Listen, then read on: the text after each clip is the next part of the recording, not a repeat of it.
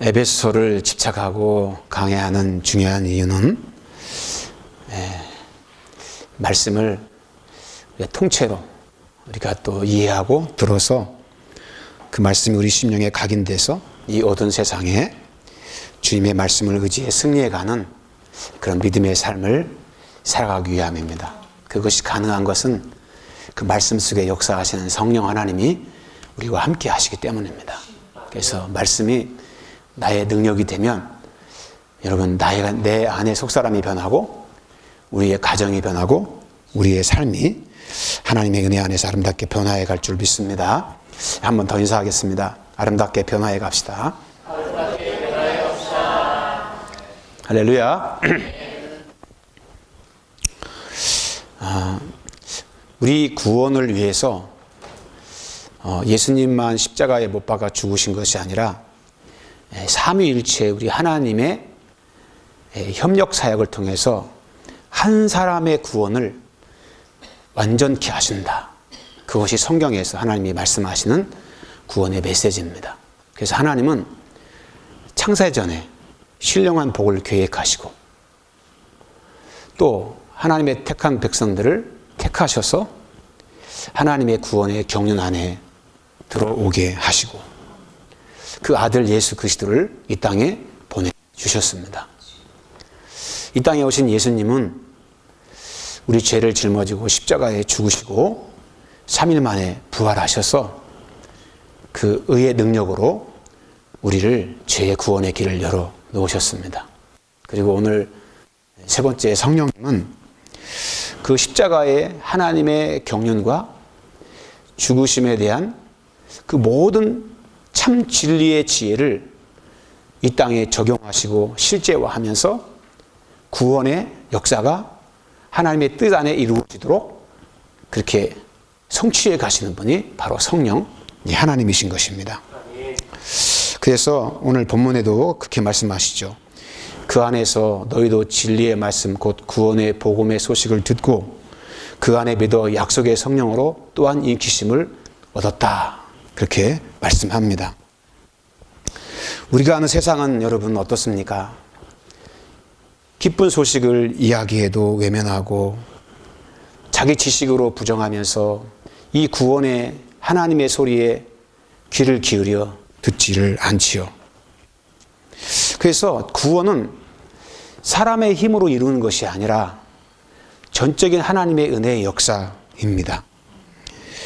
이 세상은 어떤 거대한 힘이 하나님의 진리를 가로막고 그런 잘못된 세상의 거짓에 빠져 살아가게 하는 어떤 힘이 존재합니다. 그게 바로 이 세상을 추구하게 만드는 악한 영들의 역사지요.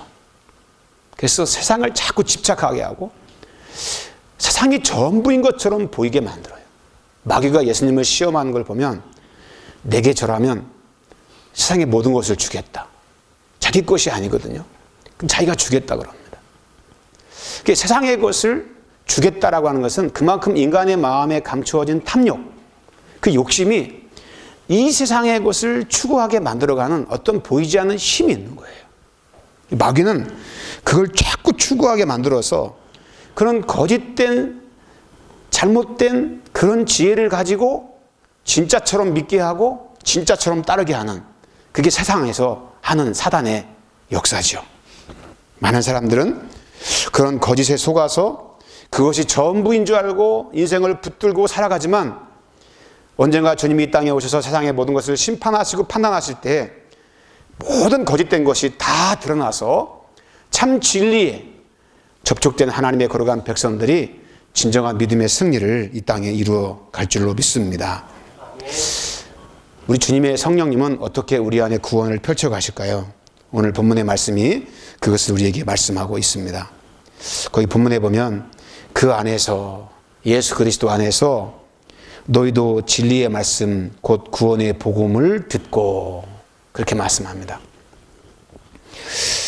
구원에 이르기 위해서 가장 중요한 것은 복된 소식을 듣는 것입니다.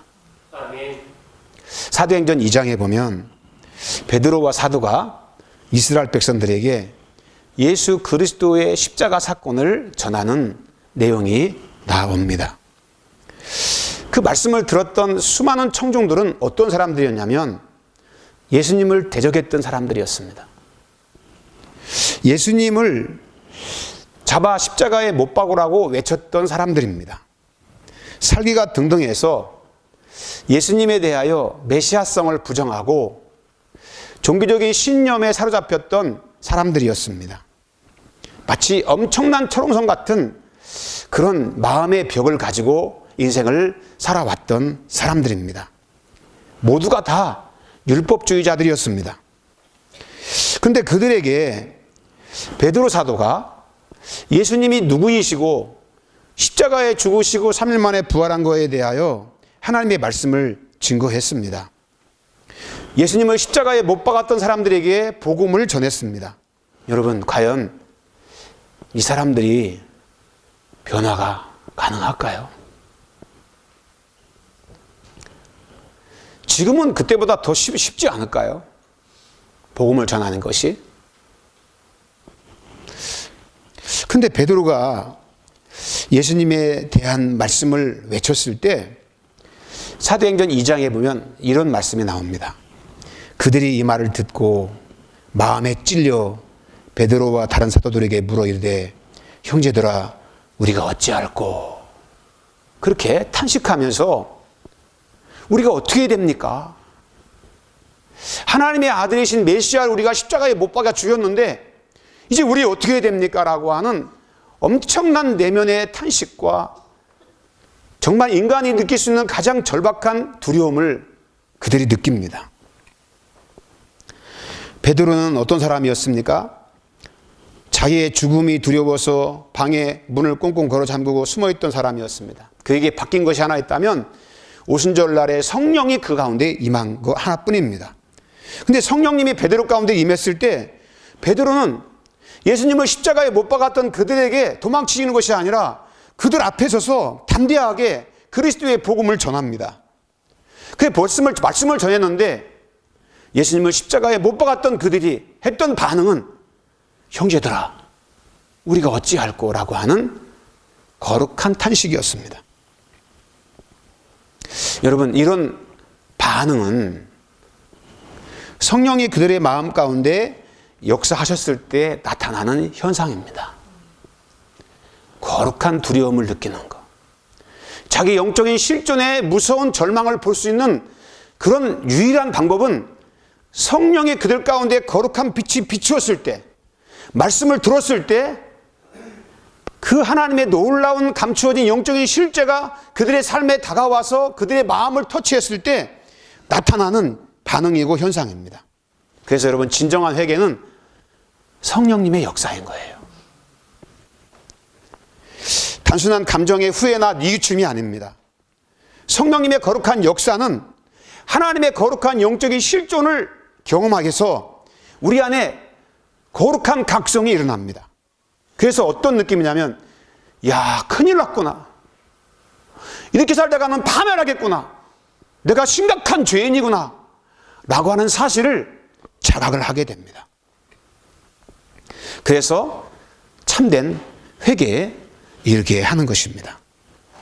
성령님은 우리 하나님의 깊은 구원의 계획을 알게 하시고 십자가에 달려 죽으신 예수님의 그 대속의 은혜가 무엇인지를 깨닫게 하십니다. 어떻게 하시냐면 예수 그리스도의 말씀을 들었을 때 그런 일이 생겨납니다. 마음이 찔렸다는 것이 무슨 의미겠습니까? 세상의 지식과 자기 주관적인 생각에 사로잡혀 있던 사람들이 새로운 각성이 그 안에 일어나는 거예요. 일상에 젖어 살던 사람들이 늘 현실을 앞에 벽에 두고 살았다면 하나님 앞에 비로소 서게 되는 것입니다. 세상에 매여 살았던 사람들이 진짜 자기 인생의 문제가 세상의 문제가 아니라 영적인 문제인 것을 대면해서 우리 주님 앞에, 십자가 앞에 나오게 하는 것입니다. 세상이 전부인 줄 알고 살았던 사람들이 감추어진 자신의 영적인 실상을 깨닫고 난 뒤에 우리 주님의 십자가의 대속의 은혜를 갈망하게 되는 거죠. 그래서 형제들아 어찌할꼬. 그 말은 자기 주관대로 살던 사람들이 이제는 인생의 방향을 선회할 수 있는 준비를 성령님께서 시키는 것입니다. 그래서 세상을 향해 갔던, 질주했던 삶이 하나님의 거룩한 구원의 방향으로 선회하게 되는 것입니다. 성령님은 이 세상의 어두움 가운데 일하고 계시는 분입니다. 예수님께서 이 땅에 오셨을 때도 이 세상은 어두웠어요. 참 빛이 비추었지만 사람들은 그 빛이 참 빛인 줄 알지 못했고 영접하지도 않았습니다. 성령님도 이 땅에 오셔서 그런 어둠에 사로잡힌 그 세상의 많은 사람들 가운데 일하고 역사하고 계십니다. 요한복음 16장 8절을 보면 그 성령이 우리 가운데 오시면 죄에 대해서, 진리에 대해서, 심판에 대해서 세상을 책망하신다. 왜? 이 세상에 너무나 거짓된 진리로, 잘못된 의로, 잘못된 이런 죄의 문제를 가지고 인생을 살아가다 보니까 성령이 그 안에 빛이 비추면 사람은 여러분, 내가 진짜 죄가 없는 줄 알았는데 내가 엄청난 죄인이구나. 이 실상을 깨닫게 되는 것입니다. 어둠에 사로잡혔던 족쇄가 풀어지면서 그리스도의 십자가의 진리 안에서 자유케 되는 하나님의 놀라운 그 역사를 삶에서 경험하고 그의 삶 가운데 속박으로 사로잡혔던 것들이 풀어지면서 진정한 자유를 누리게 되는 것입니다. 여러분, 영적인 어둠이 가득한 이 세상에서, 어둠이 진리로 둔갑된 이 세상에서 그 어둠의 진리를 가지고 사람들을 속박하고 많은 사람들은 거기에 속아서 그것이 전부인 줄 알고 인생을 살아가게 만듭니다. 근데 성령님은 그런 세상의 거짓된 의에 대항해서 싸우시는 분입니다. 일하시는 분입니다. 참 진리를 통해서 사람들 가운데 역사하시는 분입니다. 예수 그리스도의 십자가의 복음을 전하는 것이 위협적일 수 있지만 여러분, 그런 모든 과정은 어둠 가운데 빛을 던지는 것과 똑같습니다. 요새는 세상이 변해서 전도도 어렵다 그래요. 전도를 못하게 하니까 사람들이 막 너무 드세져 가지고 예수님에 대해서 얘기하면 우습게 여기고 복음을 전하면 사람을 홀대하는 것이 이 세상의 사람들의 풍토입니다. 그럼에도 불구하고 지금도 이 시대에 어둠 속에 갇힌 사람들에게 예수 그리스도의 복음을 전하면 그 빛이 던져지면 성령 하나님은 지금도 일하고 계십니다. 역사하십니다. 성령님은 이런 진리를 베드로처럼 전하고 그렇게 전파하며 살아가는 사람들을 통해서 하나님은 일하십니다. 여러분, 예수 그리스도의 세상의 그 복음을 우리가 전할 때 어둠에 갇힌 사람들은 그것을 듣습니다. 그 어둠 속에 있는 사람들의 그 마음의 어둠을 무너뜨리는 강력한 무기는 무엇이냐면 세상의 지혜와 지식이 아니에요. 예수 그리스도의 십자가의 복음입니다. 왜 그런지 아십니까? 예수님의 십자가의 복음을 전할 때 성령이 역사하시기 때문에 그래요. 나는 아무 능력이 없어요. 나는 정말 무능해요. 그런데 예수님의 십자가의 구원의 복음을 전하면 그 메시지 속에 누가 역사하시냐면 성령 하나님이 일하시고 성령 하나님이 그 말 속에 역사하십니다. 왜? 그것이 하나님의 경륜이고 그것을 이루기 위해서 예수님이 오셨고 그 목적을 성취하기 위해서 영혼을 구원하기 위해서 성령님이 이 땅에 오셨고 예수님이 십자가에 못 박아 죽으셔야 됐고 하나님은 우리를 택하셔서 하나님의 놀라운 은혜 자리에 우리를 불러주시기 때문에 그래요. 삼위일체 하나님이 그렇게 이루기 원하시는 것이 바로 우리의 구원인 것입니다. 복음의 소식이 땅에 떨어지잖아요. 땅에 떨어져 죽으면 하늘의 미랄과 같이 생명이 그 안에서 꿈틀거리기 시작합니다. 스쳐 지나가는 것 같지만 하나님은 그 안에 역사하십니다. 그래서 여러분, 복음을 전하는 사람들은 빛을 던지는 사람들이에요. 생명의 역사를 이 땅에 일으키는 성령의 거룩한 대사들이 되는 것입니다. 여러분, 우리가 주님의 십자가의 복음을 전하면 성령님이 그때부터 일하기 시작하십니다. 믿고 안 믿고는 그 사람의 문제예요. 그리고 결과도 본인이 책임을 져야 돼요.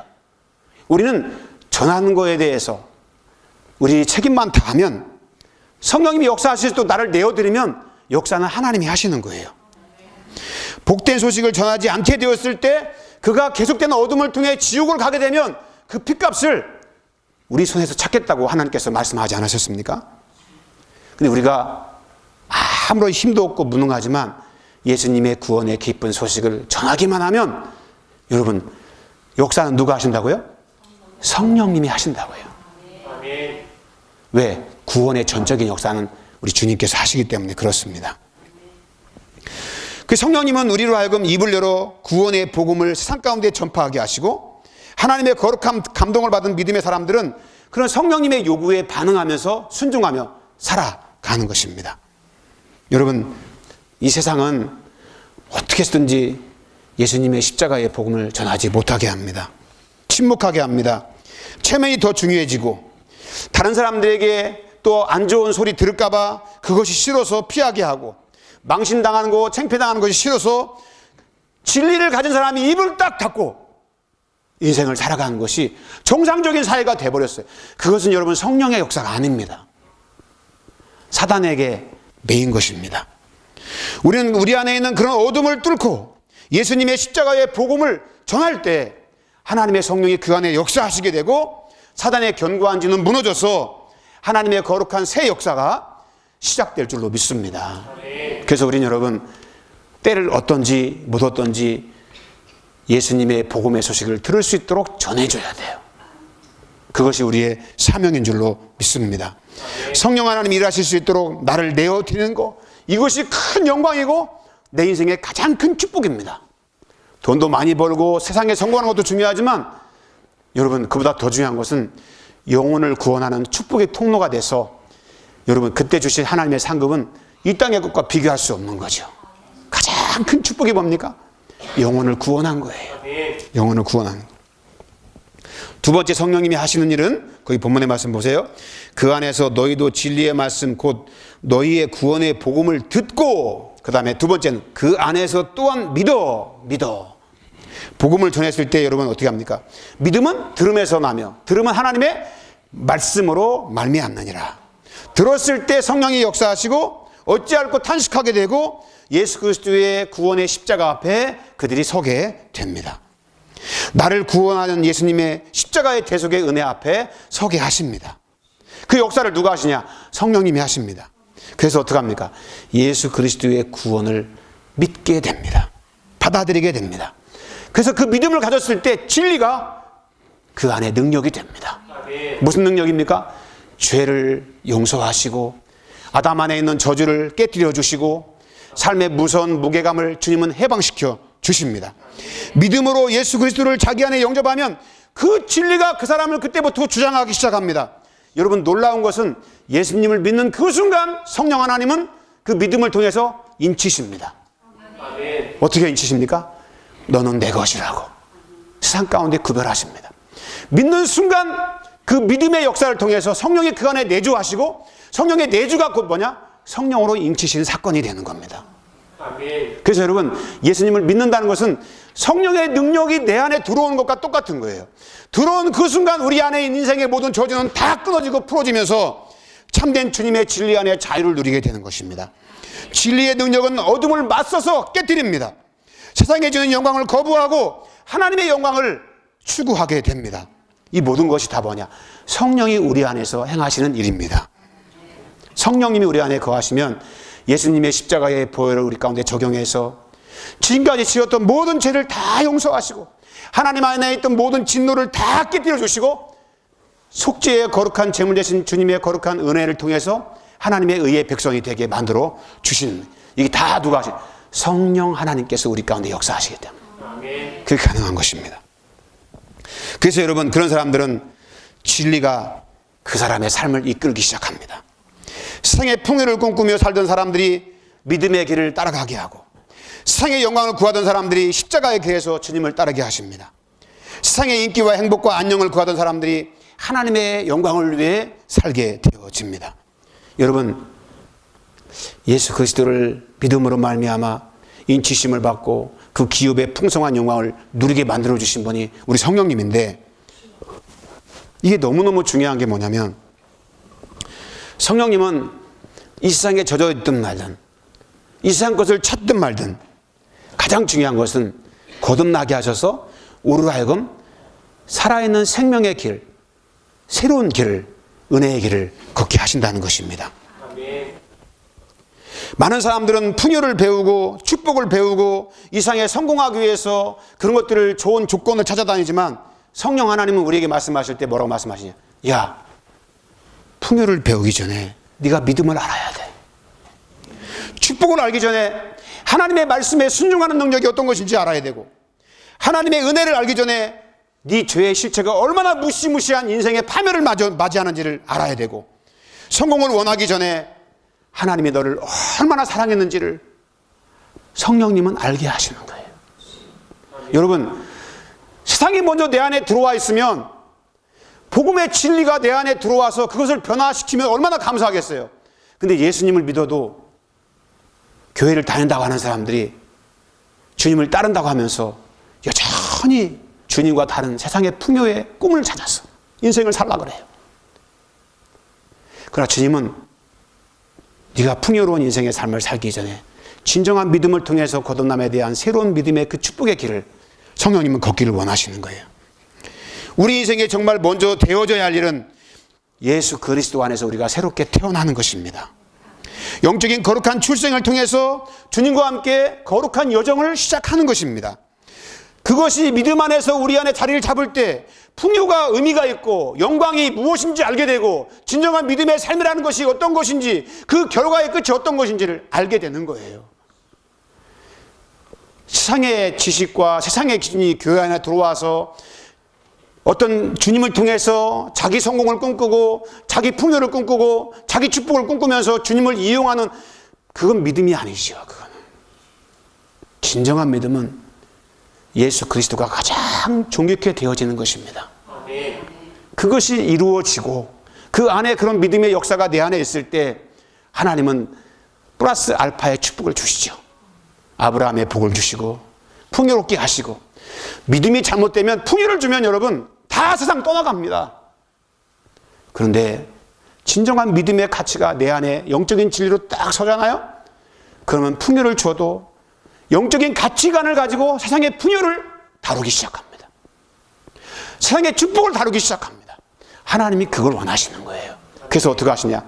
성령을 통해서 먼저 거듭나게 하시는 거죠. 진정한 믿음의 길이 무엇인지.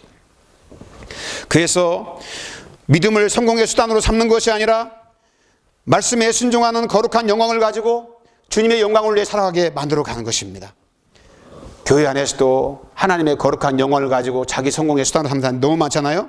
그런데 하나님은 우리에게 성공을 먼저 주기 전에 믿음으로 하나님의 자녀를 삼아 주십니다. 믿음으로 하나님을 알게 하시고 그 사랑의 경륜이 얼마나 깊은지를 깨닫게 하셔서 하나님을 찬송하는 하나님의 복된 백성으로 우리를 인쳐 주시는 것입니다. 그래서 여러분, 하나님의 은혜를 기뻐해서 삶의 자리에서 주님을 섬기고 주님을 먼저 앞세우고 주님을 따라가다 보면 여러분, 하나님께서 더불어 축복도 우리에게 베풀어 주시는 것입니다. 세상이 마음에 들어와 버린 사람은 세상의 사람으로 믿음의 삶을 살아갑니다. 세상의 학교 교육이나 사회 모든 풍토가 세상의 가치를 추구하게 만들고, 많은 사람들은 거기에 매몰이 돼서 함몰웅덩이에 빠진 사람들처럼 돼서 그것이 믿음인 줄 알고 따라가지만, 주님이 원하시는 삶은 그것이 아닙니다. 진정한 믿음은 만몬이 우리의 삶의 신이 되는 것이 아니라 예수 그리스도가 나의 삶의 하나님이 되시는 거예요. 그것이 바로 신령한 복을 성령께서 우리 안에 받게 만들어 가시는 것입니다. 성도 여러분, 이 마지막 시대에는 많은 사람들이 666을 통해서 이인을 받고 세상 경제의 노예가 돼서 자기 목적과 수단을 위해서 사람들을 이용하고 그런 시대가 올 겁니다. 그러나 우리는 성령으로 인침을 받았기 때문에 믿음 안에서 주를 따라가다 거룩한 영광의 주님을 만나는 저와 여러분 될 수 있기를 바랍니다. 우리는 세상에 구별된 하나님의 거룩한 백성입니다. 하나님의 자녀입니다. 왜? 성령의 은혜의 거룩한 선물을 통해서 우리가 주님의 자녀가 되었기 때문에 그렇습니다.